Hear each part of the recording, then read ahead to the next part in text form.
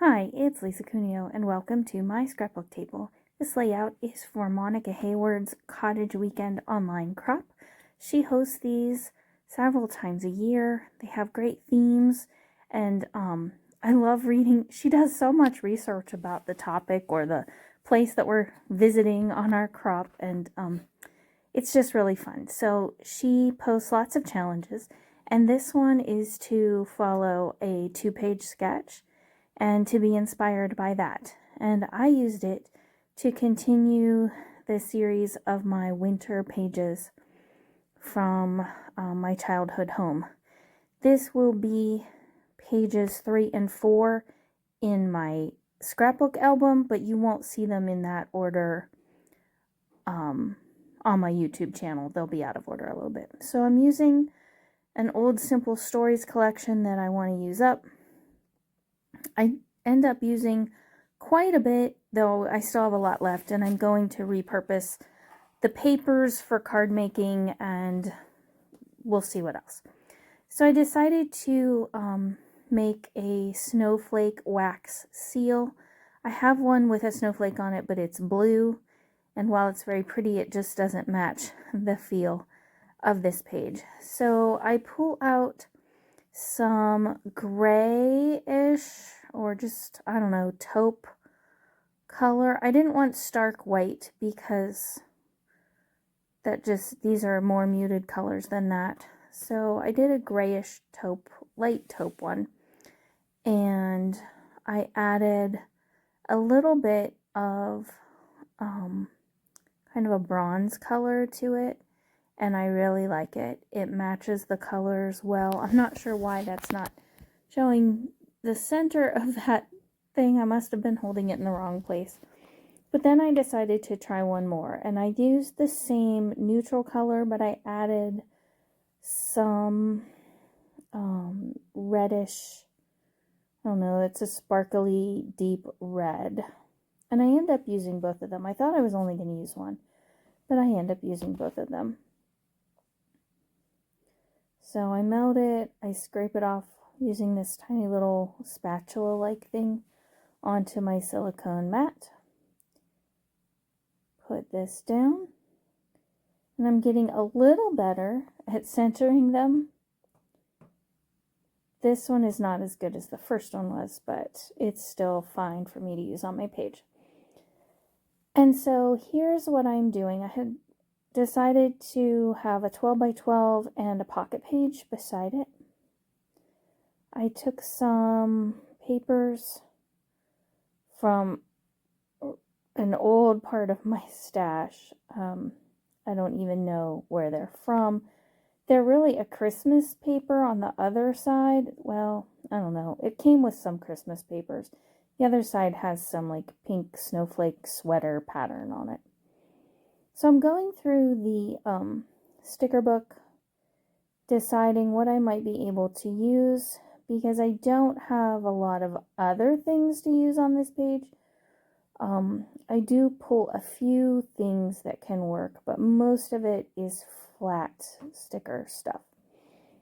So I'm putting them on my ruler, and I pull out a whole bunch because my goal is to use up this stuff.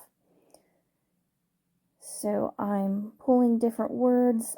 Some of the snowflakes have words too that I don't want, but I solve that by cutting them in half and tucking the word part beneath a photo so they're just peeking out from underneath. I feel like so many of the stickers in this book have words on them, and it was too many words for my page. So you can see a whole bunch there that I've pulled out to choose from as I work. This was the blizzard that happened in March of 1993. My mom had written the date on the back of the photos. And if you look closely, you can see that where my dad has shoveled the snow from just their sidewalk to the car, it's about as tall as he is. That was a lot of snow. And then I have more pictures of my dad than my mom, because mom was the one taking the pictures, but dad must have snapped this one of her out there in her sweatshirt.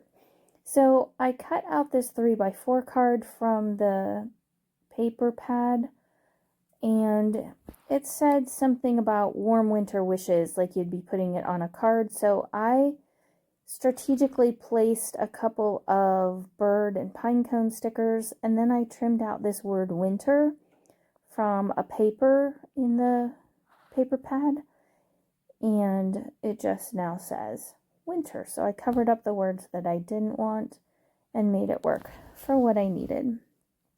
And again, I'm trimming out a snowflake. I cut out the center of it and just tucking the edges behind photos. The little center I stuck back in the book, not because I'm going to use it, but because I needed somewhere to stick it, and the book was handy. It was sticking to my finger and I couldn't get it into the trash.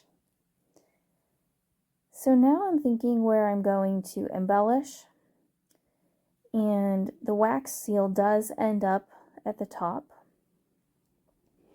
I put it over a snowflake, again, that has words on it that I just didn't want. But I like that the snowflake behind it adds a little bit to the embellishment cluster that's up there. And I do apologize. Toward the end, I hit pause and I went and got my lunch and ate my lunch. And when I started back up, I did not hit record.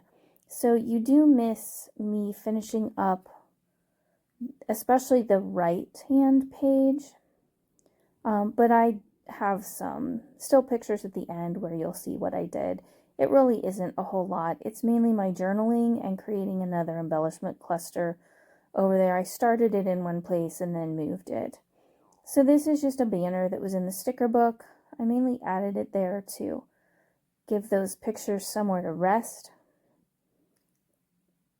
And I add another piece of a snowflake down there.